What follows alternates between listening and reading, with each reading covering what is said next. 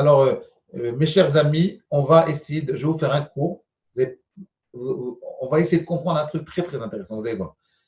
Je n'ai jamais dit, ce que je vais faire maintenant, je n'ai jamais fait, c'est le chapitre d'après. Mais avant de faire ça, d'abord, on va résumer ce qu'on a dit la dernière fois. Non, pas résumer, non, on ne va pas résumer. Quel est le titre du cours, Rabbi Youssef? Comment ne pas se cacher derrière les institutions. Voilà. Vous avez remarqué que Akadosh Baruch Hu, c'est la première fois depuis la création du monde, il a dit « Je ne veux plus de synagogue ». Il a fermé toutes les synagogues du monde. Vous vous rendez compte un peu? John, qu'est-ce que tu en penses? Il a fermé même la synagogue là-bas, pas loin de chez toi, là-bas, aux Champs-Élysées là, de Chabad, il l'a fermé. Même celle-là. Toutes les synagogues. Incroyable. Pour quelle raison? Alors, la réponse, je ne l'ai pas, je n'ai pas assez de prétention pour pouvoir donner de réponse. Mais j'ai l'impression qu'Akadosh Baruch Hu, il veut l'individu. Il recherche l'individu. Vous comprenez? C'est-à-dire qu'il ne veut pas qu'on se cache derrière une collectivité, il veut qu'on dévoile l'individu. Mais comment dévoiler l'individu? Alors, je vais vous donner la réponse maintenant, et vous avez tout le cours là-dessus. C'est comment on dévoile l'individu? C'est quand l'individu communique avec son ami, qu'on communique, qu'on a une connexion entre les gens, une vraie relation. Vous voyez? Et pour que cette relation elle soit tellement puissante, il dit, il ne faut même pas vous voir. Vous allez mettre des masques. On ne veut même pas que vous vous reconnaissiez. Vous avez une relation totalement pure, sans Yitzhak, je te vois. C'est ça.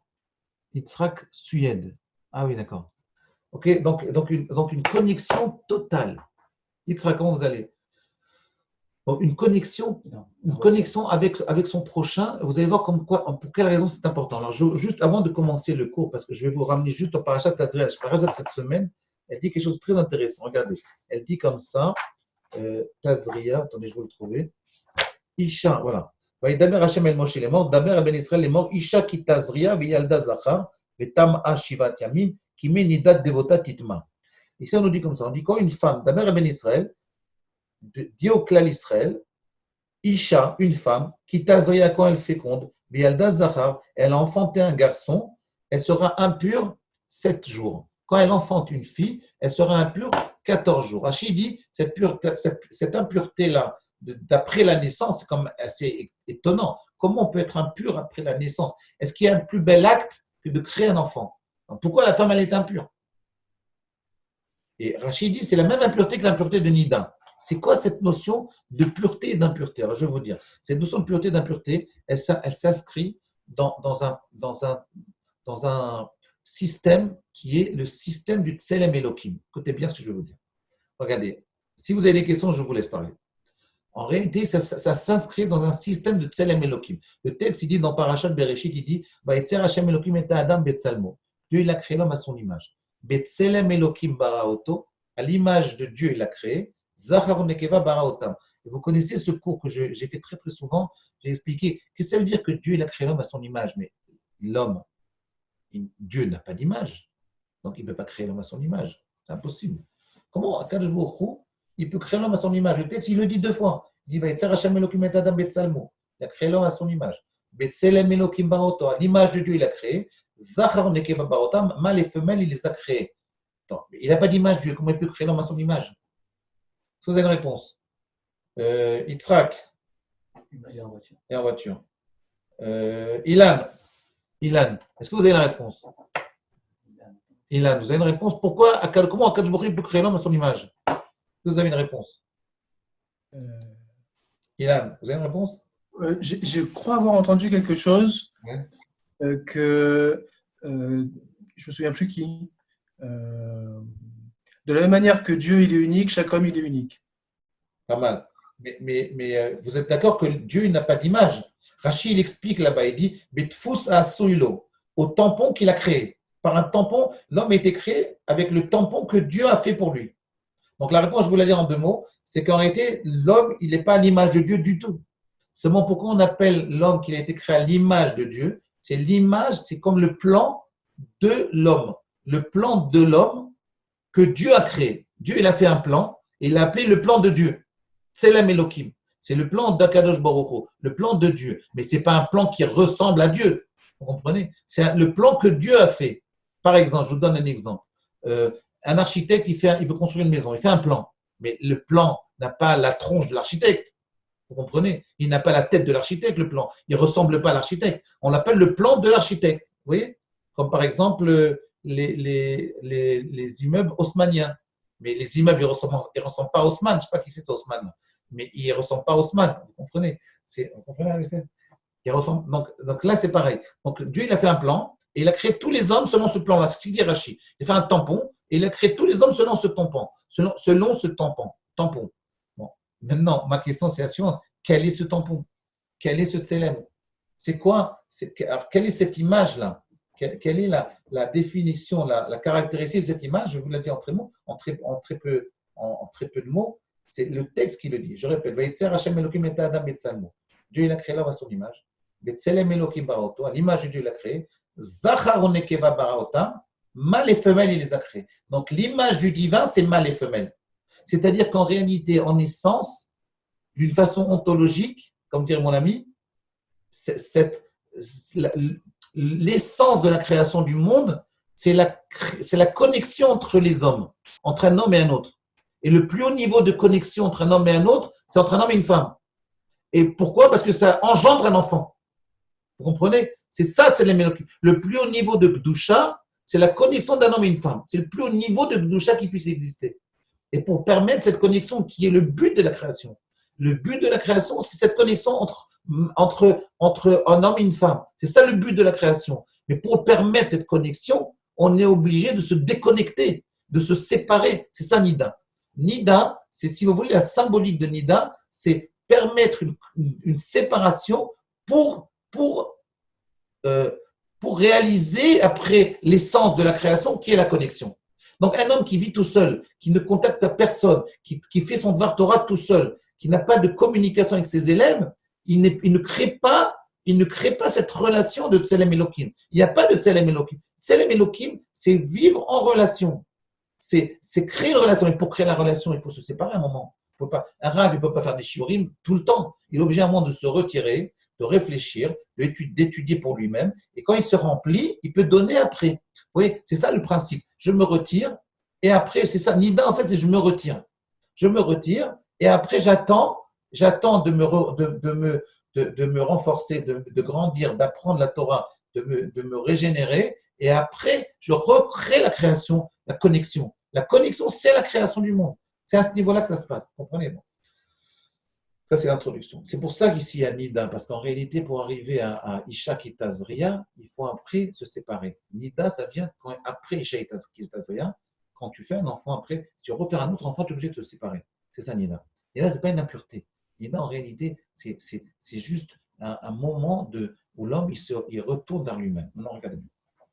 On va essayer maintenant d'expliquer ça de façon plus profonde. Qu'est-ce que ça veut dire que le but de la création du monde, c'est cette connexion, que le Tselem Elohim, c'est la connexion entre l'homme et son prochain, entre l'homme et Akadosh Baruch Hu, entre l'homme et son Rav, entre l'homme et son élève, entre l'homme et son fils, entre l'homme et sa femme. Mais c'est différents niveaux de connexion. Écoutez bien, maintenant vous allez comprendre un truc incroyable. Ravol Beir amène ici quelque chose de très fort. Il raconte, on va essayer d'expliquer ce que je viens de dire, mais d'une autre façon, vous allez voir, c'est magnifique. Dans Elohim Chaim, un Dieu vivant, c'est le 4e chapitre de Chaim, de la vie. Akadosh Baruch Hu, il dit qu'en réalité, la plupart d'entre nous, on ne vit pas vraiment avec Akadosh Baruch Hu, on ne réalise pas la vitalité d'Akadosh Baruch Hu. On ne réalise pas qu'Akadosh Baruch Hu, il est avec nous. Il dit, il y a plusieurs façons bon, je vais aller très vite. Ça veut dire qu'on ne réalise pas qu'Akadosh Baruch Hu, il vit avec nous. La preuve, c'est qu'on prie Dieu, et puis après on travaille, on fait des magouilles. On voit des copains, on fait un chamara. Donc on ne réalise pas qu'Akadosh Baruch Hu, il vit avec nous. On ne réalise pas ça.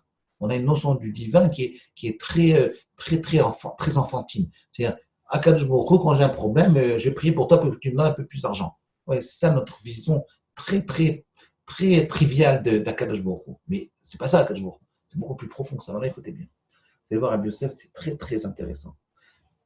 Comment Rav Wolbe, il exprime cette notion d'Akadosh Baruch Hu qui est avec nous à chaque instant. Écoutez bien. Il ramène un midrash dans Parashat Shmot. Et il dit comme ça, je vais vous le lire. ויאמרו אל פרעה, כה אמר השם אלוקי ישראל, שלח את עמי ויחוגו לי במדבר, אותו יום פרוסביתי קבלת שגרירים של פרעה היה. ובאו כאן המלכים, כאן, לכבדו ויביאו דוראות, מתנות של עטרות, והיו מאתרים אותו. Je vous traduis ce qu'il dit. Le Midrash, il dit comme ça, il dit que quand Moshe Rabbeinu, il a reçu la révélation d'Akadosh Baruch Hu sur le mont Sinaï au moment du buisson ardent, donc il ne voulait pas trop y aller, il a dit, moi je ne sais pas parler, moi Akadosh Baruch Hu dit, je veux toi, si tu ne sais pas parler, c'est bon, ça suffit. Bon. Donc il va prendre Aaron, il retourne en Égypte, ils vont à la porte du palais de Pharaon. Et à la porte du palais, ce jour-là, par hasard, c'était le jour de l'anniversaire de Pharaon. Et donc, il recevait énormément de dignitaires et d'ambassadeurs qui venaient lui envoyer des cadeaux. Et donc, il arrive, lui et son frère, et demande au type qui reçoit, le préposé, le secrétaire général de la République, de l'Élysée, enfin pas de l'Élysée, de Pharaon, et il lui dit, voilà, on voudrait aller voir Pharaon. Et donc, le serviteur, il va voir Pharaon, il y a deux personnes qui viennent, deux vieux, comme ça, habillés suspects. Bon, ils veulent te voir. Il dit, bon, sûrement, ils ont été envoyés par un roi. Donc, ils vont vers Pharaon, et Pharaon les reçoit. Et il leur dit, qui vous envoie? Quel est le prince qui vous envoie? De quel pays vous venez? Écoutez bien, c'est magnifique. Et Pharaon, il dit, Moshe Rabbeinu, il répond, il dit, c'est Akadosh Baruch Hu qui nous a envoyés, et il ne nous envoie pas pour te faire des cadeaux, mais pour te dire qu'il faut renvoyer mon peuple. Alors là, il est vénère, Pharaon, il est super énervé. Je vais vous dire, il dit, il casse Paro, Otash Ma'atem Vakshim, Kevan Shalou Istakel Bahem. Il dit, le texte, il s'est énervé Paro. Otasha Karas Ve'amar, Mi Hashem, qui est ce Dieu Asher Eshma Bekolo, qui est que pour que je l'écoute, l'Ishloach et Israël, pour que j'envoie le peuple juif. Loaya Yodel l'Ishloach Liatere, il n'aurait pas pu m'envoyer un petit cadeau. Et il lui dit, non seulement je ne crois pas à ton Dieu, mais il dit, mais c'est qui ce Dieu? Alors Moshe lui répond, c'est Dieu qui t'a créé, qui a créé ton peuple. Alors, qu'est-ce qu'il fait, Paro? Il amène les sages d'Égypte. Et il leur dit, je vais vous le lire. Il dit, c'est magnifique. Écoutez bien, c'est la base de tout. Il a réuni tous les sages d'Égypte. Amar lahem, Paro, il leur dit, avez-vous déjà entendu le nom de ce Dieu, de ces gens-là, de Moshe Aaron? Amroulo. Écoutez bien la réponse. Ils lui répondent, les sages, Shamanu, chez Ben Chachamim ou. Ce Dieu-là, c'est le fils des Chachamim ou. Au Ben Malché Kedem ou. C'est le fils de Malché Kedem, c'est le fils des Chachamim. Écoute bien, John. C'est le fils des Chachamim. Et écoutez bien, à ce moment-là, Kadosh Baruch Hu, il intervient. Dans le Midrash, il intervient. Il parle aux sages d'Égypte. Il leur dit comme ça. Il leur dit, Amarlem Akadosh Baruch Hu, il leur dit aux sages, Leatzmechem karatem chachamim, veli ben chachamim, que vous-même vous nommez sages, et moi je suis le fils des sages. Chez Nehemar, chachmai yoatzai paro etzal Abraham. Écoutez bien, ça c'est énorme. Qu'est-ce qui se passe ici? Là, ici, on apprend un principe énorme. Quel est ce principe? C'est un principe énorme. Ici, Pharaon, il leur ramène des sages. Les sages disent, ce Dieu-là, c'est le fils des sages. Et Dieu dit, mais quoi, vous êtes sage et moi je suis votre fils? En réalité, cette théorie-là, elle a été développée par Socrate, par Platon, par Aristote et toute la philosophie grecque, toute la philosophie européenne du monde occidental, elle est basée sur ce texte-là. Ben Chachamim. Qu'est-ce que ça veut dire que Dieu, c'est Ben Chachamim? La théorie platonicienne, la théorie de Platon, de Socrate, de tous les philosophes jusqu'à aujourd'hui du monde occidental, c'est de dire que en essence, il y avait la pensée, la logique. Et cette logique-là, elle est essentielle, elle est au début de tout. Et elle a créé le divin. Elle a créé le divin parce qu'elle a senti que l'homme, il avait besoin de Dieu. Que les hommes, ils étaient faibles, ils avaient besoin d'un Dieu. Donc, c'est la pensée qui a créé Dieu. Donc, la base de la fondation du monde, c'est quoi? C'est la chokhmah. Et nous, on dit exactement le contraire. Nous, on ne dit pas du tout. On dit d'abord, il y a eu la création. Et après la création, écoutez bien, après la création, Akadosh Baruch Hu, il a créé la pensée. Il a créé le monde et après, il a créé la pensée. Qu'est-ce que ça veut dire? On va essayer d'expliquer ce principe-là. C'est très, très important parce qu'il faut bien comprendre ici la différence. Pourquoi je ramène ce texte? Parce que pour vous expliquer quelle différence, quel est le chidouche d'Israël par rapport aux autres peuples. Les autres peuples, ils pensent que tout est basé sur la pensée. Et nous, on dit non. La preuve qu'on dit non, c'est que même la Torah, quand on nous l'a donnée, on dit Kafa alem arkigit. Vous voyez, dans quelques jours, on reçoit la Torah. Kafa alem arkigit. La Torah, on l'a reçue de force. On n'a pas reçu avec le libre arbitre. Au début, on l'a reçu bekoach, de force. Ça veut dire la Torah, elle est moura. Pour quelle raison? Pour nous montrer que la Torah, elle est antérieure à la pensée, antérieure au libre arbitre. Le libre arbitre, c'est de la pensée. Je pense, je réfléchis, et après, je décide. Mais la Torah, elle est avant ça. D'abord, il y a la révélation, d'abord, il y a la Torah, et après, je réfléchis. Chez eux, ils disent le contraire. Qu'est-ce qu'on tire de cet enseignement? Et maintenant, vous allez comprendre un principe énorme. Qu'est-ce qu'on tire de cet enseignement? On tire de cet enseignement que d'après le monde occidental, la base, la fondation du monde, c'est la pensée, c'est la logique. C'est uniquement une vision très, très matérialiste du monde. Nous, on dit que la base du monde, ce n'est pas la pensée, c'est l'éthique, c'est le moussard, c'est le bien et le mal. Et on va essayer de comprendre. Qu'est-ce que ça veut dire? C'est ça la compréhension. Il y a énormément de gens qui me demandent qu'est-ce que ça veut dire Olam Chesed Ibané. Quand je me comprends, il a créé le monde, il a créé sur une base de Chesed, de bonté. Il a créé un monde bon. Je m'excuse. Il a créé un monde par un sentiment de bonté, par un acte de Chesed. Quand il a fait un acte de Chesed, à ce moment-là, le monde a été créé. Et là, je vais arriver à la bouche. Écoutez bien. Alors après, je vous laisse parler. Qu'est-ce qu'il a fait de bon à Kadosh Baruch Hu? Comment il a créé le monde à partir de Chesed? Comment il a fait? Comment il a fait à Kadosh Baruch Hu pour créer le monde à partir de Chesed? Je vais vous dire, très simple. Le Harizal, il explique comme ça. Il dit qu'en fait, est-ce que vous avez des questions d'abord? Jusqu'à là. Après, on avance, on va essayer d'expliquer. C'est non. Il n'y a pas de questions? Non, pas. Alors regarde, écoutez bien. Donc, qu'est-ce que ça veut dire que Kadosh Baruch Hu, il a créé le monde avec du Chesed? Qu'est-ce que ça veut dire? Et pas sur une base de logique. Qu'est-ce que ça veut dire? Ça veut dire que Dieu, comme ça, il explique le Harizal. Kadosh Baruch Hu, au début de la création, c'était une lumière au début de la création. Et la lumière, c'est également une création. C'est ce qu'on appelle Or En Sof. Kadosh Baruch Hu, il a créé au début une lumière infinie. Cette lumière infinie, elle est antinomique à Dieu. Pourquoi? Parce que l'homme ne peut pas exister si Kadosh Baruch Hu existe. Parce que l'homme, si Kadosh Baruch Hu, il est symbolisé par une lumière sans limite, il n'y a pas de possibilité pour l'homme d'exister. Surtout si l'homme il fait pas les mitzvot. L'homme et le libre arbitre ne peuvent pas exister dans un système où tout est lumière. Qu'est-ce qu'il a fait à Kadosh Baruch Hu? Il a fait un chesed pour permettre la création du monde. Qu'est-ce qu'il a fait? Il s'est retiré, ce qu'on appelle le tzimtzum. Il s'est retiré d'une partie de la création, d'une partie de ce qu'il a créé de la lumière. Il y a une partie il y a un rond dans lequel il a retiré sa lumière. Ça, c'est un chesed. Et qu'est-ce qu'il a fait à Kadosh Baruch Hu? Là, on arrive à la douche. Il a dit à l'homme, tu vas faire comme moi. Tu vas m'imiter. Il a créé un homme égoïste qui est introverti, vous voyez, qui est en position fétale. Il est né en position fétale. Vous voyez, les bébés, d'ailleurs, ils sont complètement dépendants. Ils ne savent pas donner, ils ne font que recevoir. Ils ne peuvent rien donner. Vous voyez, demandez à tous les psychologues, ils vont vous dire, la définition d'un enfant, c'est quelqu'un qui ne donne pas, d'un bébé. Plus il est bébé, plus il est nouveau, plus il est proche de la naissance, moins il donne. Il ne donne rien du tout. Il est complètement introverti en lui-même. Et le but de la création, quel est le but de la création? C'est Zachar Nekeva. C'est transforme ton soi, continue ma création. Voilà. Moi, j'ai créé un monde par le chesed. Maintenant, qu'est-ce que tu dois faire, toi? Tu fais pareil. Tu m'imites, tu copies ce que j'ai fait et tu continues la création du monde. Comment tu fais? Tu te détaches de ton soi, c'est-à-dire de ton côté égoïste, et tu te lies à quelqu'un. Tu transformes le soi en je qui deviendra après un tu. Ça veut dire que je crée une connexion je-tu. C'est ça le but de la création.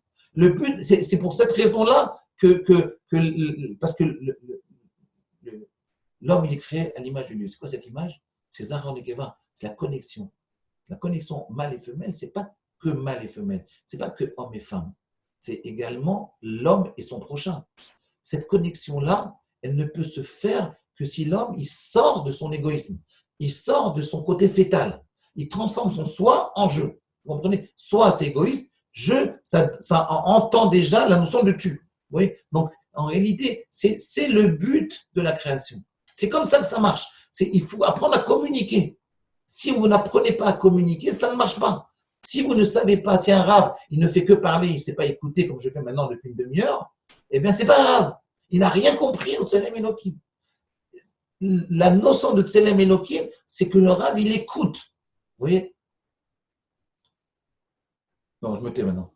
Enfin, je ne vais pas maintenant continuer à parler parce que je ne peux pas parler là. À vous de parler. Comprenez, c'est ça le chesed, le plus grand. Comme ça, l'homme, il crée le monde. Comment il crée le monde? En se connectant. Et par la Torah, on peut se connecter. Par les mitzvot, on apprend à se connecter à son prochain.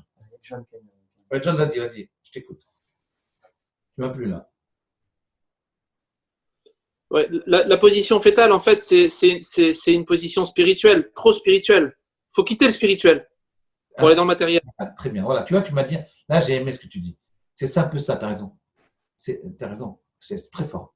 J'entends très bien ce que tu dis. Toi, regardez comment il vous a pris en contre-pied, nous tous là. John, il nous a tous pris en contre-pied. En fait, nous, on pensait que quand Dieu a créé l'homme, il est complètement égoïste, il est complètement matérialiste. Et bien, John, il a fait le contraire. Il a dit non, l'extrême du matérialisme, c'est d'être complètement mystique, c'est d'être complètement spirituel. Quand vous êtes trop spirituel, en réalité, vous êtes au plus bas du spirituel. Parce qu'être trop spirituel, c'est être enfermé dans soi-même. Je vis avec vous voyez, Dalai Lama, je suis là dans les montagnes de l'Himalaya et je me connecte avec tous les dieux. C'est le summum de la matérialité. C'est ça qu'on nous dit là. Parce que le Tselem Elohim, le plus haut niveau de Gdusha, c'est d'apprendre à se connecter avec son prochain. C'est d'apprendre à enseigner, à parler avec son fils, à écouter son fils. Je vais vous dire, la connexion, c'est pas parler, c'est écouter. Vous voyez, la dernière fois, quelqu'un m'a dit, mais Rav, pourquoi vous ne me dites rien? Alors je dis, parce que le travail d'un Rav, c'est pas de parler, c'est d'écouter. Qu'est-ce que ça veut dire? C'est pas que le travail d'un psychologue, c'est le travail d'un Rav. Parce qu'il y a des gens qui ne sont pas aptes à des moments de leur vie à écouter. Ils ne sont pas aptes. Ils ne peuvent pas écouter. Donc, le recette, c'est de les laisser parler. Je vais vous donner un exemple. Vous savez que pendant cette période-là de confinement, ça fait 2 mois pratiquement de confinement, j'appelle énormément de gens. Vous savez, j'ai remarqué la plupart des gens aujourd'hui, ils sont un peu à cran. Ça veut dire, vous ne pouvez pas leur donner des conseils. Ils ne peuvent plus supporter les conseils. Ils ont besoin de parler. Pourquoi? Parce que comme même les gens très riches, les gens très pauvres, les gens très très connus, les gens ils sont là, on est tous sur le même régime, on est tous avec les cacahuètes, on est tous avec les pépites, on est tous au même régime, le milliardaire avec le plus pauvre, le plus grand chacham avec le plus abruti, c'est-à-dire qu'on est tous pareils. Donc en réalité, les gens qui ont un certain statut social, ils deviennent fous, ils ne se respectent plus eux-mêmes. Donc, quand ils parlent aux gens au téléphone, ils ont besoin de parler, ils ont besoin d'exprimer, de reprendre, de se réhabituer aux faits qui sont importants. Ils ont oublié que c'est important. Vous voyez comment cette importance qu'on a en nous, elle est tellement fragile, et après, il ne reste pratiquement plus rien. Vous voyez, c'est incroyable. Vous avez une question? Bon, vous n'avez pas de John, très bien, c'est-à-dire très très bien. Quand on est trop spirituel, aussi c'est un problème. Parce que quelque part, tu te déconnectes des autres. Quand tu te déconnectes des autres, tu perds de la doucha. Vas-y, je veux d'autres questions. Doc Jacques. Vas-y, Doc Jacques. Jacques, ouais. Ah, Jacques, je connais Jacques. Jacques, allez-y, posez votre question. Jacques, comment vous allez, Jacques? Vous êtes un Neuilly, ça, non? Ouais, Yaakov El Gravli. Comment ça va, Jacques? J'ai parlé de vous hier avec Eric.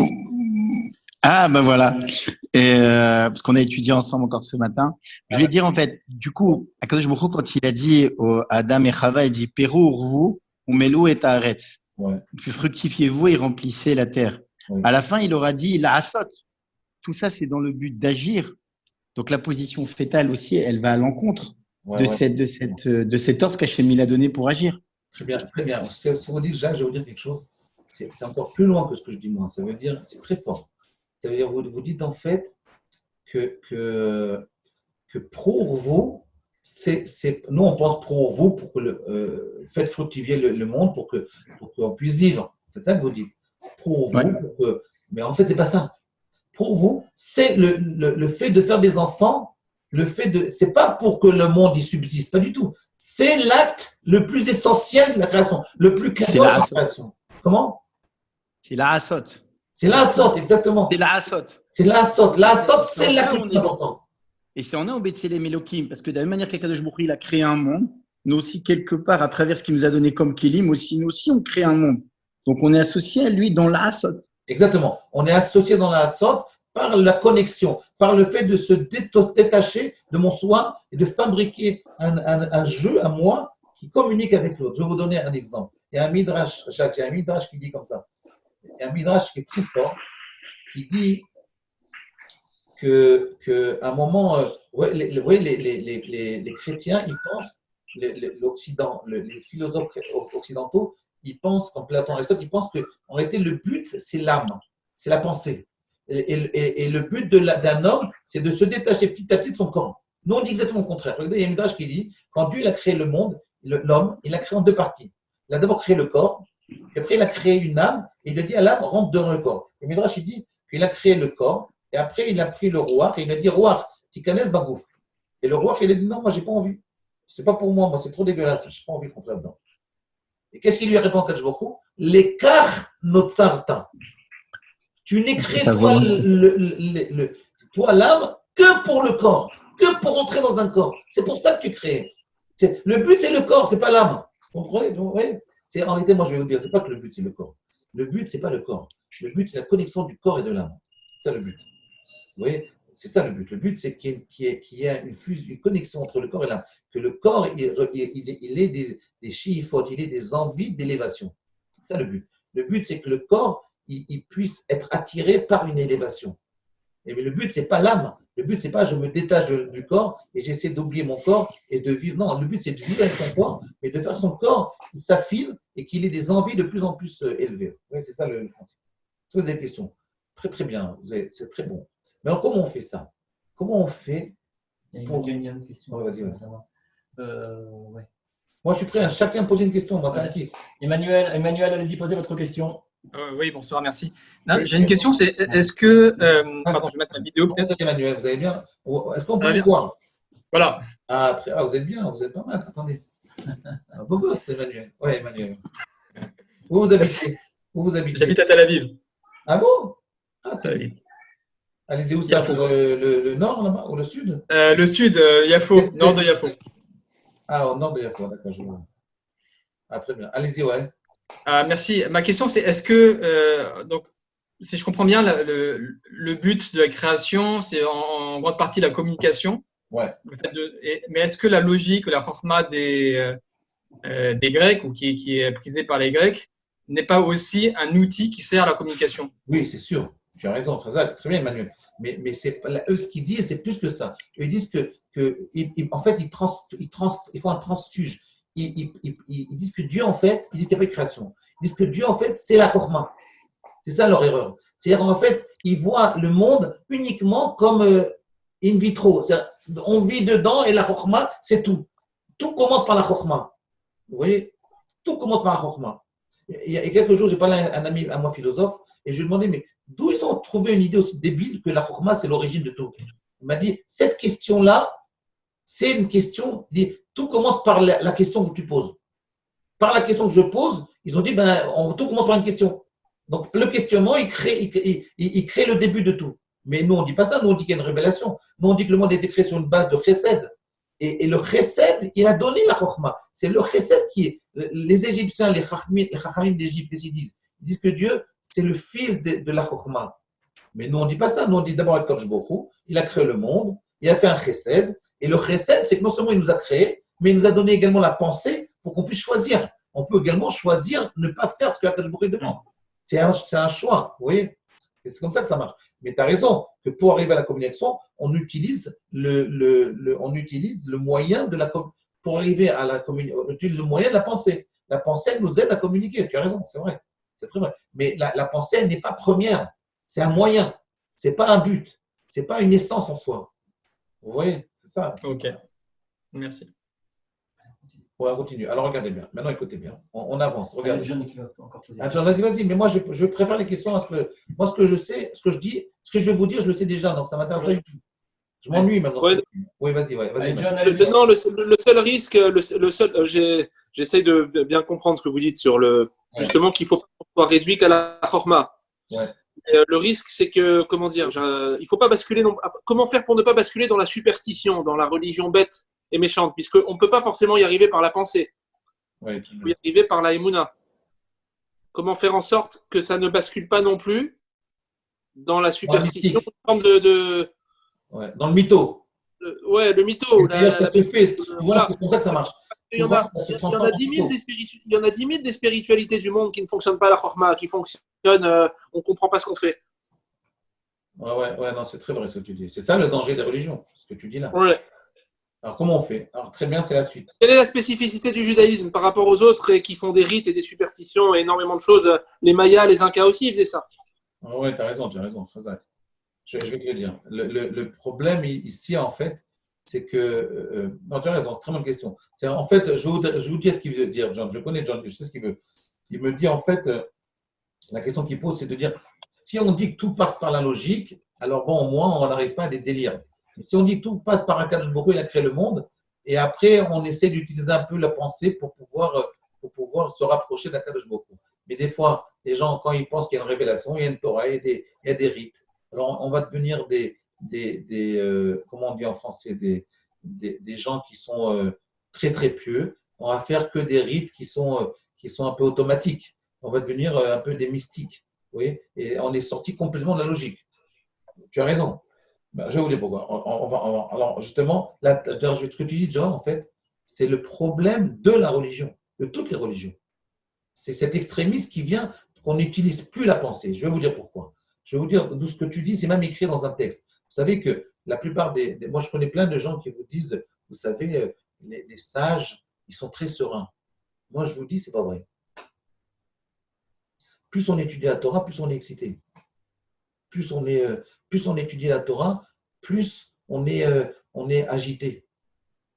La Torah, ça crée un stress. C'est pas moi qui dis, c'est la Gemara qui le dit. Non, dans la réalité, c'est le contraire. Dans la réalité, c'est le contraire. Marchand. Eh bien, on voit que les deux de la Torah, ce sont des gens qui sont extrêmement sereins et qui ont un visage très parce que vous les voyez à la fin du film. Mais vous ne les avez pas vus pendant 80 ans.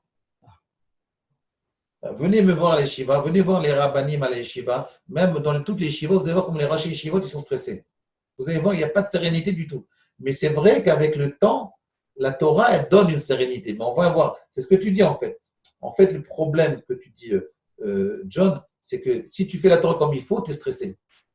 Et John, il dit donc en réalité, qu'est-ce qu'ils font les gens? Ils basent la pensée et deviennent des mystiques. Alors là, dans le mysticisme, tu es dans le mytho total. Et qu'est-ce que tu fais? Tu joues comme ça, tu te mets là. Imaginez, maintenant, je vous donne un cours. Je vous dis, détendez-vous, respirez par le nez, soufflez par la bouche et essayez de penser à rien. Ouais. C'est pas de la Torah, ça. C'est peut-être du coaching, je ne sais pas ce que c'est. En tout cas, ce n'est pas de la Torah. C'est ce qui plaît aujourd'hui. C'est ça qui plaît. Ils aimeraient un rave comme ça, un peu comme ça, gentil, 90 ans. Ça les dérange un rave qui a 50 ans, 60 ans, 40 ans et qui est super agité, qui fait des bar Torah et qui casse tout. Ça dérange les gens. Je vais vous dire pourquoi. Parce qu'en réalité, ce que je dis là, c'est écrit dans une mara. Il y a une mara qui dit dans Péchet en Shabbat, page 88, elle dit comme ça. Là, vous allez me dire ce que vous en pensez. Dans la page 88 en Shabbat, le texte dit que quand Dieu a donné la Torah au clan d'Israël, les anges sont venus. Et ils ont dit quoi? Tu vas donner la Torah à l'homme? Iloudisha, Bassar Vadam. Iloudisha, ça veut dire au fils d'une femme. Tu vas donner la Torah à cette créature-là complètement banale. Et Dieu ne répond pas. Il dit à Moshe, réponds-leur. Attends, mais pourquoi Akadosh Baruch Hu ne répond pas? Bizarre. Il ne répond pas à Akadosh Baruch Hu. Il dit à Moshe, réponds-leur. Et Moshe s'est dit, mais je ne peux pas répondre, moi je ne sais pas. Il a une rasra, Moshe Rabbeinu, il dit, je ne peux pas répondre. Alors qu'est-ce qu'il dit à Akadosh Baruch Hu? Achos bekisa kavod. Soutient le trône céleste. Et il soutient le trône céleste. Donc ça veut dire qu'il n'avait pas de réponse, Moshe. Vous êtes d'accord? Donc ça veut dire ce qu'ils ont dit les anges. C'est vrai que la Torah, elle n'est pas adaptable à l'homme, elle n'est pas adaptée à l'homme, elle est inadéquate, elle est antinomique à l'homme. La Torah, elle est antinomique à l'homme. Vous voyez bien, parce que c'est la question qu'ils posent. Les anges disent, mais la Torah, elle n'est pas pour l'homme, elle est antinomique, elle est inadéquate, elle est inadaptée à l'homme. Akadosh Baruch Hu, il ne répond pas, et Moshe ne répond pas non plus. Il dit même, je sais même pas, j'ai même peur qu'il me brûle si je réponds.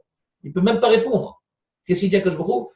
prendre la force, dévoile le Inyan Eloki, ceux qui ont suivi le cours précédent, dévoile la dimension du divin qui est en toi. Et qu'est-ce qu'il leur dit?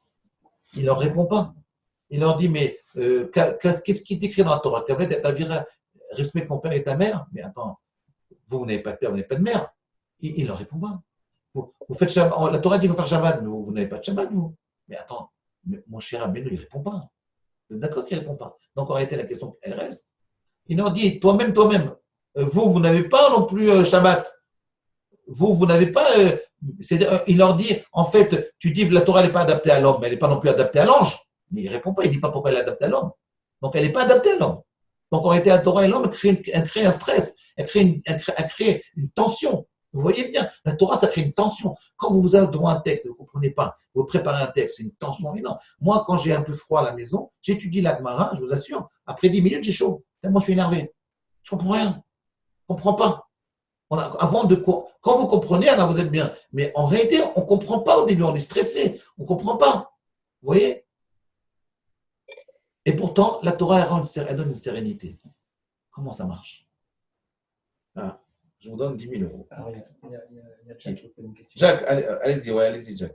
10 000 euros si vous me donnez la réponse. Mais avant, j'écoute d'autres questions. Allez-y, Jack. Alors, je dirais qu'en fait, dès l'instant où on connaît sa place et son rôle, c'est-à-dire qu'on connaît sa place d'homme et son rôle dans ce qu'Akadosh Baruch Hu propose dans son monde, cette dimension de stress, elle se réduit. Là où on est en stress, c'est lorsque quelque part on se met en confrontation avec Hachem. Ouais. Lorsqu'on pense qu'on a les mêmes aptitudes, qu'on doit atteindre le même absolu que lui représente. Ouais. Mais ici, en fait, non, c'est délimiter l'espace dans lequel on existe et utiliser les kelim qu'Hachem nous a donnés. Parce que là, cette dimension de stress, elle devient relative puisqu'on devient un associé au lieu de devenir un concurrent. Vous voyez, Jacques, je vais vous dire quelque chose. C'est une très bonne réponse. Elle n'est pas bonne la réponse parce que vous avez, je vous dis pourquoi elle n'est pas bonne. À mon avis, elle n'est pas bonne parce qu'elle est vraie. Mais vous me dites que je vous donne maintenant 5 euros. Sur les 10 000, vous allez toucher 5. Je vais vous dire pourquoi. Parce que vous n'avez pas le courage d'aller plus loin. Votre réponse, elle est bonne, mais il faut la pousser à fond. Vous n'osez pas la pousser. Ça veut dire qu'il faut la prendre. Alors, il y a une dimension de qui. Alors, j'ai envie de dire que Hachem, c'est le boss et que nous, en fait, on est le second. Et il y a un moment, l'homme, dans sa volonté d'exister, quelque part, il a envie de prendre la place d'Akadosh Baruch Hu. Il a envie de prendre cette place-là.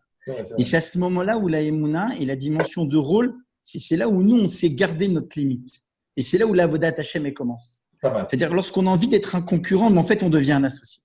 Pas mal. Mais c'est pas mal. C'est pas ma réponse, mais c'est pas mal. J'accepte la réponse. 10 euros. Mais moi, je donne Donc, quand vous venez à Aleph, je les récupère. Moi, je veux ma réponse.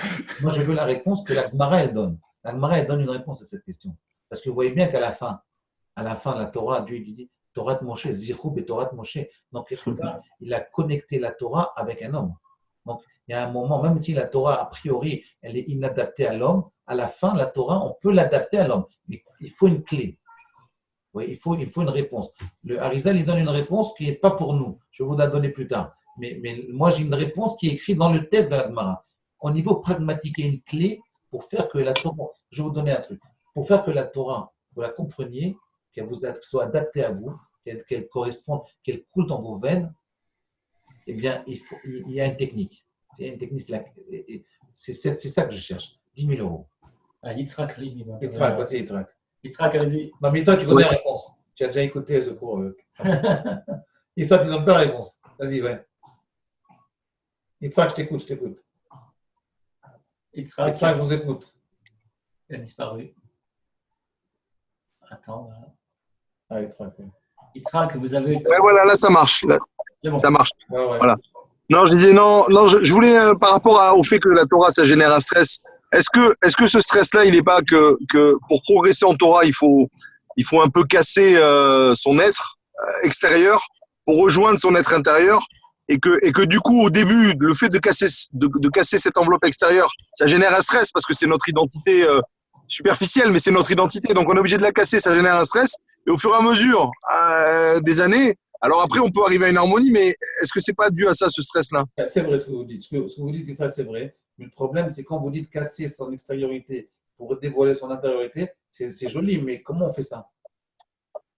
Non, mais parce que le fait d'étudier la Torah, non, l'idée, hein, je ne sais pas si c'est ça. L'idée, c'est que quand on va étudier la Torah, on va rejoindre c'est ce point de divinité qu'il y a en nous. On va s'approcher de la divinité qu'il y a en nous, et c'est comme ça que ça va dissoudre progressivement l'extériorité. C'est en s'approchant de ce point-là. Ouais, c'est pas mal, c'est pas mal. Ça aussi, c'est une bonne réponse. Mais ce n'est pas la réponse que je voulais dire. Mais je comprends, je vais traduire ce que tu dis. Tu dis en fait que quelque part, il faut arriver au Inyan Eloki. Ça veut dire que la Torah elle te permet de dévoiler en toi la dimension du divin.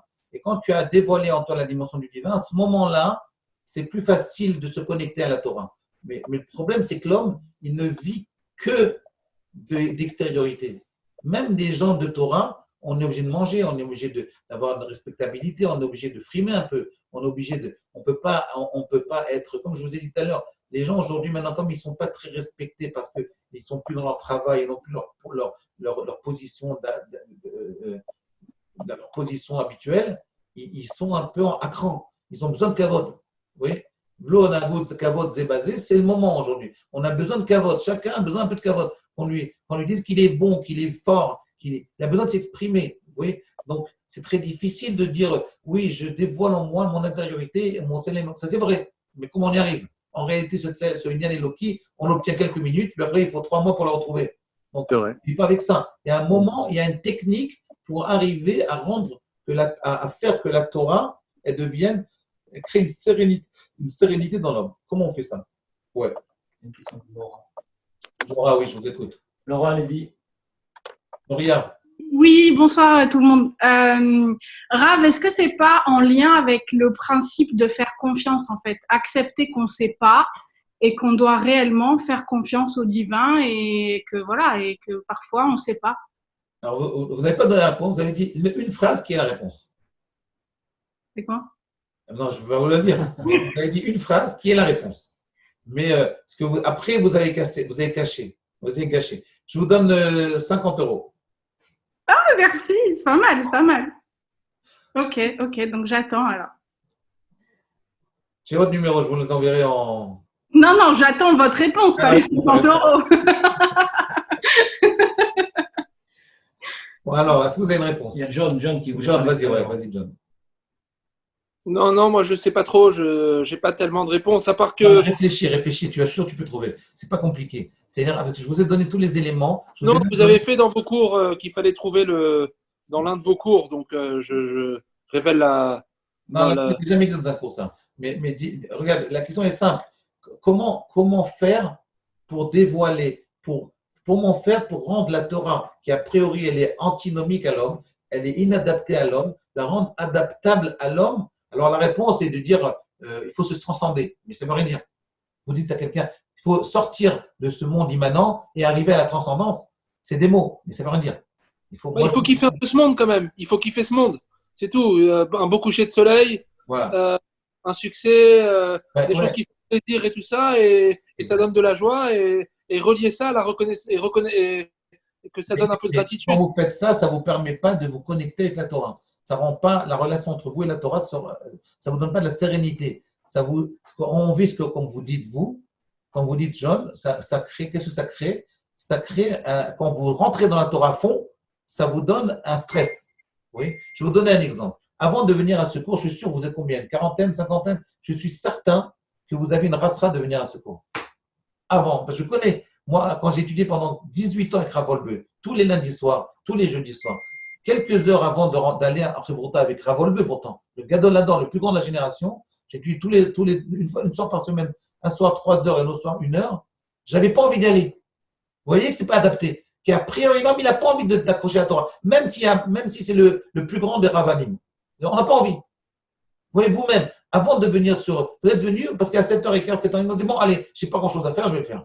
Mais en réalité, ce n'est pas parce qu'on a envie. On n'a toujours pas très envie d'étudier la Torah. Quand on est dedans, on fait un kiff, là maintenant, on fait un kiff. Mais avant de rentrer, on n'a pas envie d'y aller. Vous voyez que c'est antinomique. Comment faire pour s'adapter, pour adapter l'homme à la Torah qui va créer une sérénité? C'est ça la question. Il y a Jacques, allez-y, ouais.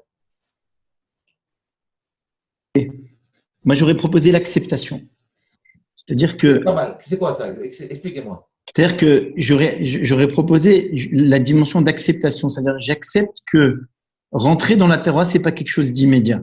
C'est un cheminement, c'est une halakha, c'est un talir, c'est un cheminement que je fais vis-à-vis d'un absolu. Et donc, j'accepte à la fois ma capacité à comprendre, ma capacité à être et ma capacité à progresser. Et que cette dimension d'émouna, elle va se manifester comment? Quand je vais réaliser ce que j'ai pu faire avec ce que j'avais comme outil et ce à quoi j'ai accédé. Et ça doit me donner envie d'aller encore plus loin, tout en étant convaincu que l'objectif que j'atteins, c'est celui qui est à atteindre. Pas mal. J'accepte. C'est pas la réponse, je vais vous donner ma réponse. Non, peut-être il y a peut-être John encore. John, ouais, c'est pas mal, Jacques, c'est bien. Je retiens la réponse. C'est vrai, ça que vous dites, c'est vrai. Maintenant, ce n'est pas la réponse que la Gemara donne. La réponse que je donne, moi, c'est la réponse de la Gemara. Ce qui m'intéresse, c'est ce que la Gemara elle dit. Alors, vous dites des choses très intéressantes qui sont vraies d'ailleurs. Moi, ce que vous dites, j'aurais dit moi aussi. C'est ce que j'aurais pensé a priori. Mais la Gemara elle donne quelque chose de très bizarre, de réponse très particulière pour recevoir la Torah. C'est une technique. La Gemara, elle ne parle jamais philo. Elle parle toujours pratique. Même ce que tu as dit, Jacques, c'est pratique. C'est une bonne réponse, elle est pratique. En réalité, Laura, elle a donné la réponse, mais après, elle a dit le contraire. Elle a dit deux phrases. Une phrase, c'est la réponse. La deuxième phrase, le contraire de la réponse. Allez-y. John, ouais. Non, moi, j'ai pas de. Je suis d'accord avec ce qu'a dit Jack, en fait. Ouais, moi aussi, je suis d'accord. Je suis d'accord, mais ce qu'on cherche, c'est de la pratique. Il a raison. Ouais. Il parle d'acceptation. Oui, acceptation, c'est ça, exactement. L'acceptation, c'est vrai. Mais comment on arrive, je vais vous dire plus loin, comment on arrive à l'acceptation? Je vais vous donner la réponse. Écoutez bien, la réponse, c'est la Gemara. En réalité, c'est l'acceptation, j'accepte ce terme-là, mais je vais vous dire qu'est-ce que ça veut dire l'acceptation d'après la vision gemaratienne de l'acceptation. Regardez bien. La question que je vous ai posée, donc là, on a pris conscience que la Torah elle est antinomique à l'homme. Toujours, le but du cours, c'est toujours d'arriver au fait qu'il y a une connexion, hein, d'accord? On cherche la connexion entre l'homme et l'homme qui est le plus haut niveau de la Gdusha. Alors, regardez bien. Donc, la Gemara, elle a dit que l'homme et la Torah, c'est antinomique. Donc, c'est très difficile d'arriver à une connexion, à une communication avec son prochain par la Torah. Okay. Maintenant, la Gemara d'après, c'est la page d'après. Ce que la Gemara qu'on vient de donner maintenant, que les anges qui demandent à Moshe Rabbeinu pourquoi Dieu a donné la Torah à l'homme, pourquoi Dieu a donné la Torah à l'homme, cette Gemara-là, elle est page 88 dans Shabbat. Dans page 89, le texte il dit comme ça. Quand Dieu a donné la Torah à l'homme, le Satan, il est venu vers Dieu. Et il lui dit comme ça. Il lui dit, page 89, regardez, Pechet dans Shabbat, Amud Aleph. Pechet Amud Aleph, c'est 89. 88. 89. Là, c'est peut-être.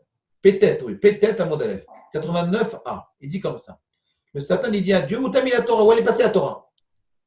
Écoutez la réponse. Il lui dit, je l'ai donné, j'ai jeté sur terre. Mais elle reste Titzmar. J'ai jeté sur terre. Et qu'est-ce qu'il fait le Satan? Il va sur la terre et il demande, où est la Torah? La terre dit, je ne sais pas. Il va voir les mers. Où est la Torah? Je ne sais pas. Il va voir le Théon, vers les abîmes. Où est passée la Torah? Le Théon, il dit, les abîmes disent, je ne sais pas. Donc il retourne vers Dieu. Il dit, mais j'ai demandé à la terre, aux abîmes, aux yeux, au ciel, aux mers. Il n'y a pas eu de réponse. Alors il a dit, va voir Ben Amram. Et donc Dieu, Akadosh Baruch Hu, il l'envoie chez Ben Amram. C'est qui Ben Amram? Moshe. Moshe. Le fils d'Amram qui est Moshe. Et donc le Satan, il va chez Moshe Rabbeinu. Et il lui dit, Moshe Rabbeinu, et vous voyez comme il est malin, le Satan. Il ne dit pas où elle est la Torah. Il dit, la Torah que tu as reçue, où elle est? Vous voyez, il lui dit déjà, tu l'as reçue. Ne me baratine pas, tu ne l'as pas reçue. Vous voyez comme il est malin, le Satan? Il dit, la Torah que tu as reçue. Déjà, il le bloque. Il ne lui dit pas où est la Torah. Et il lui dit, Moshe, il dit, mais j'ai jamais reçu la Torah. Jamais reçu la Torah. OK? Et à ce moment-là, Akadosh Baruch Hu, il intervient. Il dit à Moshe, ma badaï, attends, toi, tu mens maintenant? Tu dis des mensonges? Comme ça, Dieu, il dit à Moshe, tu dis des mensonges? Et Moshe répond à Dieu, il lui dit, mais Akadosh Baruch Hu, il lui dit, Akadosh Baruch Hu, moi, la Torah, tu me l'as donnée, mais moi, je ne suis pas apte à la recevoir. Moi, il dit comme ça, Anima, qui suis-je pour recevoir la Torah? Qui suis-je pour recevoir la Torah? Et à ce moment-là, quand je vous ai dit, du fait que tu t'es diminué, zéro, on va l'appeler la Torah de Moshe. À ce moment, la Torah, elle devient adaptable à l'homme. On l'appelle zéro de Moshe. Souviens-toi de la Torah de Moshe. parce que tu te rappelles, écoutez bien, ça veut dire que parce que toi, tu as pris conscience que tu n'es rien, à ce moment-là, la Torah, elle est à toi. C'est-à-dire qu'en réalité, comment faire pour que la Torah, elle s'adapte à l'homme? C'est quand l'homme, il prend conscience, après avoir étudié, qu'en réalité, il n'a rien reçu de la Torah. Quand il prend conscience, ça veut dire quoi? Ça veut dire que c'est vrai qu'un grand rave, d'abord, quelqu'un qui ne connaît rien, il ne peut pas arriver à ce niveau-là. Donc déjà, la Torah, elle n'est pas adaptable aux gens qui ne connaissent pas. Non, la Torah, quand c'est ça, même les gens qui connaissent, elle n'est pas adaptable à eux. Mais à une condition, pour que ça marche, qu'est-ce qu'il faut faire? Après avoir acquis la Torah, après avoir compris les textes, je prends conscience qu'en fait, je n'ai rien compris. C'est-à-dire qu'en réalité, quand moi, en tant que rave, j'ai un cours à vous faire, quand est-ce que ce cours, il m'appartient? Quand j'ai pris conscience par vos questions que je n'ai rien compris. C'est-à-dire quand j'ai pris conscience que je n'ai rien compris, quand j'accepte de dire qu'en réalité, celui qui va m'apprendre à comprendre mon cours, c'est vos questions. Je suis prêt à écouter vos questions parce que c'est vos questions qui vont me permettre de comprendre. Si j'ai réalisé ça, ça devient ma Torah. C'est-à-dire que quand est-ce que l'homme il peut se connecter vraiment à la Torah et qu'on puisse dire Torah de Moshe ou Torah de Shimon ou Torah de John, c'est quand John il aura pris conscience après avoir compris qu'en réalité il n'a rien compris. Alors, me dire j'ai rien compris, ça veut rien dire parce que la plupart des gens les plus prétentieux ils disent j'ai rien compris. C'est pas ça, c'est pas j'ai rien compris, c'est dans ton attitude, tu es prêt à écouter l'autre qui t'explique ce que tu te racontes. Si moi je suis prêt à écouter mes élèves pour qu'ils m'expliquent ce que j'essaie de comprendre, je suis prêt à écouter. Ça veut dire que je veux comprendre, c'est-à-dire que j'ai pris conscience que je n'ai pas compris. Dire je n'ai rien compris, ça veut rien dire. Quand je dis ne rien comprendre, ça veut dire je veux écouter les autres, même mes élèves, pour qu'ils m'apprennent à comprendre. Ils m'apprennent ce que je n'ai pas compris. Je suis prêt à me baisser à un niveau où je veux comprendre la Torah de mes élèves. Moi, j'ai vu Rav Wolpe, il faisait ça avec moi. À chaque fois, il me disait, mais qu'est-ce qu'il veut dire le texte? Et il m'écoutait, comme si moi, j'allais lui donner la réponse. Ça, c'est Torah de Moshe. Ça, c'est une Torah qui s'adapte à l'homme. C'est très, très dur de faire ça. Parce que plus on est chacham, moins on a l'impression qu'on ne comprend pas. Plus on est chacham, plus on a l'impression qu'on comprend. Et ça, c'est une erreur. C'est ça, c'est deux mouvements. C'est un mouvement d'acquisition, de connexion, de prise de conscience que la Torah est à moi. Et à ce moment-là, je me retire. C'est-à-dire, je me retire, pratiquement, j'écoute l'autre. Et c'est ça la connexion, c'est la Kedusha. J'écoute l'autre. Vous voyez? Par exemple, vous voyez, par exemple, quand un couple se marie, un homme il se marie avec une femme, le plus haut niveau de connexion, c'est la connexion entre un homme et une femme. Plus qu'entre un rave et un élève. Parce que ça donne un enfant. Un rave et un élève, ça donne un chidush Torah. Deux chevrotot, ça donne un chidush Torah. Mais vous avez remarqué, les gens, des fois, ils se marient, ils prennent la pilule. C'est un exemple. C'est-à-dire, en réalité, ils n'ont rien compris. Ça veut dire, ils se disent, c'est moi qui décide de faire l'enfant. Mais c'est pas toi qui décide. Si toi, tu penses que toi, tu veux faire un enfant, tu n'as rien compris. L'enfant, il n'y a pas de toi. C'est à quand tu qui décide. C'est-à-dire, quand tu as pris conscience qu'en réalité, la Torah, ce n'est pas entre tes mains, que la connexion entre deux êtres n'est pas entre mes mains, à ce moment-là, ça marche. Vous voyez, je vais vous donner un exemple. J'ai remarqué, j'ai un ami, un très grand ami à moi, qui s'occupe des fécondations in vitro. C'est un grand spécialiste en France des fécondations in vitro. Il me dit, quand des couples pendant reste 3-4 ans sans avoir d'enfant, à un moment, ils décident de faire une fivette. Et qu'est-ce qu'ils font à ce moment-là? Écoutez bien, Joseph. Il leur dit, bon, maintenant, on va la faire la fivette. Mais je vous laisse 3 mois. Il m'a dit, il y a 40% des gens qui fécondent. Parce que comme ils savent maintenant, c'est plus entre les mains. De toute façon, maintenant, en réalité, non, on ne peut pas. On va se donner à la fivette. À ce moment-là, ils se fécondent. Pourquoi ils fécondent? Parce qu'au début, ils pensaient que c'était entre leurs mains. Et tant qu'ils pensent entre leurs mains, ça ne marche pas. Dès qu'ils ne pensaient plus entre leurs mains, ça marche. Vous comprenez? C'est le même principe avec la Torah. Quand tu étudies la Torah, tu penses entre tes mains que tu vas y arriver parce que tu as compris, là, ça ne marche plus. En réalité, tu n'as pas compris vraiment. Le vrai rave, c'est celui qui écoute ses élèves. Celui qui n'écoute pas ses élèves, ce n'est pas un vrai rave. Comment ça, on reconnaît un rave? C'est qu'il est sûr que ses élèves vont lui apprendre la Torah. Donc, je le vois tout le temps. C'est par mes élèves que j'apprends la Torah. Tout le temps.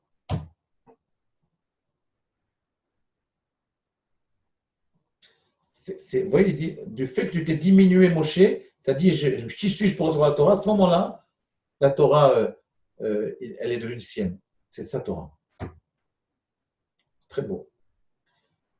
Ouais, vous avez des questions? Oui, Jacques. Jacques, vas-y, ouais, allez-y, Jacques. J'aimerais bien avoir des réponses. En fait- J'aimerais bien que quelqu'un me rajoute. Parce que j'ai l'impression qu'il manque quelque chose dans ce que je dis. Allez-y, ouais. Donc, en fait, là, Moshe, il s'est comporté Betselem Elohim. Oui, Puisqu'en fait, lui, il a fait le Tzimtzum qu'Hachem il a fait. exactement. Et donc, du coup, il s'est aussi retiré. Très bien. Il Exactement. Chazak, Chazak. Exactement.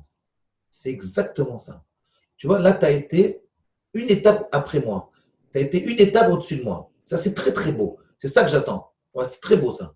Tu vois, ça, je n'avais pas fini comme ça. Mais c'est vrai. C'est exactement ce que je dis, même un peu mieux que ce que je dis. Ouais, vas-y, qui c'est qui veut dire quelque chose là? Très bien, Hazak. Ilan, vous voulez dire quelque chose? Emmanuel, vous avez compris? C'est-à-dire qu'en réalité, je vais vous dire le problème. C'est le problème que John, il a tout le temps en tête, qu'il m'en parle tout le temps. John, vas-y, ouais, t'as une question? Ouais, j'ai une question sur votre solution. Ouais, La solution du j'ai pas compris, elle est magnifique quand on étudie la Torah, qu'on a le cœur et qu'à chaque fois on comprend une vérité et ensuite on dit que cette vérité vaut rien pour monter toujours plus haut. Ouais. Ça permet la sérénité intellectuelle. ouais. Mais le j'ai pas compris, il n'est pas suffisant pour faire face aux épreuves du monde. Il faut beaucoup de force, il faut comprendre beaucoup de choses. Il faut quand une épreuve dans tous les domaines des Terrara se présente à nous, le j'ai pas compris ne suffit pas pour y faire face, quoi. Il faut comprendre. Il faut comprendre le bien et le mal. Oui, tu as raison, mais je vais te répondre à ça. Bon, alors, la Rav Wolbe, il répondait à cette question, il disait En mimela batorah. Chaque épreuve, chaque genre d'épreuve, c'est un travail. La Torah, elle t'aide à travailler, mais si tu ne t'aides pas toi-même, ça ne marchera pas. C'est-à-dire que même si tu as un très, très, très haut niveau de Torah, si tu ne fais pas un effort dans un domaine particulier qui est fragile en toi, eh bien, ça ne marchera pas. La Torah, elle te donne la Gdusha, mais la Gdusha, elle dépend de ta volonté. C'est-à-dire si toi, tu te laisses aller, ça ne marchera pas. Même si tu as de la Gdusha. C'est ça le grand problème. Regardez, je vais vous dire un truc. John, je voulais dire quelque chose par rapport à toi. Une des questions que tu me poses tout le temps. En réalité, de là, on apprend le but de la Gdusha, le but de la vie, c'est la connexion entre deux êtres. En essence, c'est comme ça. C'est-à-dire qu'en réalité, l'homme, en lui-même, il a déjà un autre être qui est proche de lui. En lui-même, avant de naître. Écoutez bien. Donc, ça veut dire qu'en réalité, on ne peut pas prendre n'importe quel rave. Et un rave, il ne peut pas prendre n'importe quel élève. C'est-à-dire que si ton rave, il ne te touche pas, eh bien, ça ne marchera pas. Vous voyez? S'il y a des rabbinim qui ne me touchent pas, ça ne marchera pas. Il faut trouver le rave qui te convient. Ce n'est pas tous les raves qui correspondent à tous les élèves. Vous voyez ce que je veux dire? C'est très important, ça. Ça veut dire il faut chercher son rave. Moi, quand j'étais jeune, j'ai cherché mon rave. J'ai trouvé Rav Wolbe. Quand je l'ai trouvé, j'ai compris, c'est lui. Je suis sûr, au début, quand je l'ai compris, je ne comprenais rien de ce qu'il racontait. J'avais 19 ans. Je ne comprenais rien. Pas un mot. Mais je me suis dit, c'est lui. Et sa tête, elle me plaît. C'est sa tête que je voulais. C'est pas sa tête, c'est plus que sa tête. J'avais vu, et en réalité, parce qu'il lui-même, il avait connecté avec moi. Quand je l'ai vu, immédiatement, il y a eu une connexion au niveau sensitif. À mon avis, c'est très important qu'il y ait une relation d'affection avec le rave. Sinon, ça ne marche pas. Ce principe-là de dire, le rave, il ne peut pas dire, je ne comprends rien, et son élève a un élève, l'élève dit, c'est qui ce rave? Il ne comprend rien, c'est pas mon rave. Vous voyez, donc, il faut qu'il y ait une connexion qui dépasse la pensée. Vous voyez? Tu vois, donc en réalité, la pensée, ce n'est pas la chose première. Donc, il faut qu'il y ait une. Donc, pour répondre à ta question, Jean, que tu as posée il y a 20 minutes, c'est que tu avais demandé, mais on peut arriver au mytho, en fait, sans la pensée. On peut avoir une religion qui est complètement archaïque. Eh bien, la réponse, c'est non. C'est qu'il faut que tu aies un rave. Et que ce rave-là, il t'aide à comprendre les choses. Et que si tu ne comprends pas, tu n'acceptes pas. Jusqu'à ce que tu comprends. Tu peux pas, t'es pas obligé d'être, on n'est pas obligé d'être culotté avec son rave, de dire rave, je suis pas d'accord. Il y a des gens qui disent rave, je suis pas d'accord. Non, c'est pas ça. Dire rave, je comprends pas. Et jusqu'au moment où tu vas comprendre. Mais si tu peux pas dire à ton rave, je comprends pas, c'est que tu n'as pas une bonne relation avec ton rave. C'est-à-dire que lui-même, le rave, il peut te dire, je comprends pas. Moi, ça m'arrive très souvent de dire à des élèves, je comprends pas. Et même de dire, je comprends pas ce que tu dis. Ça veut dire, c'est très, très important qu'il y ait une relation d'intimité entre le rave et l'élève. Une relation d'affection. Peut-être pas d'intimité parce qu'on ne peut pas l'avoir avec tout le monde, mais au moins d'affection. Il faut qu'il y ait un peu d'affection. Si j'écoute le rave uniquement comme un prof de biologie cellulaire, ça ne marchera pas. Ouais, Jacques. Ouais, ça veut dire qu'en fait, on rejoint un peu ce qu'Hachem ce que Chazal dit, c'est-à-dire Rahamana li babaye. C'est-à-dire que, ouais. Donc c'est ce lève-là qu'on doit pouvoir partager, qu'on doit avoir ensemble. C'est ça qui crée la connexion. Et c'est déconnecté du sérel pour le coup. Puisque il y a quelque chose d'illogique. Enfin, ça ne fait pas appel à la logique, en tout cas, pour avoir la connexion. Ah oui, c'est sûr, je suis d'accord. Mais tu as raison. Khazak, c'est exactement ça. Vous voulez conclure? Ouais, on conclut. Bon, alors merci beaucoup. C'était très sympa d'être avec vous. Et Bezrat Hachem, appelez-moi si vous avez des questions et on continue. J'espère que je vais pouvoir voyager prochainement. Je n'y crois pas du tout. Mais moi, j'ai toujours l'impression que ce coronavirus, il va s'éteindre en quelques jours. J'ai rêvé ça il y a environ un mois, mais j'ai l'impression qu'il y a un truc qui n'est pas logique. Il va s'arrêter en quelques heures. Vous allez voir. Je suis persuadé. C'est comme les deux autres races aussi se sont arrêtées d'un coup sans qu'ils comprennent pourquoi. Voilà, c'est ça, exactement.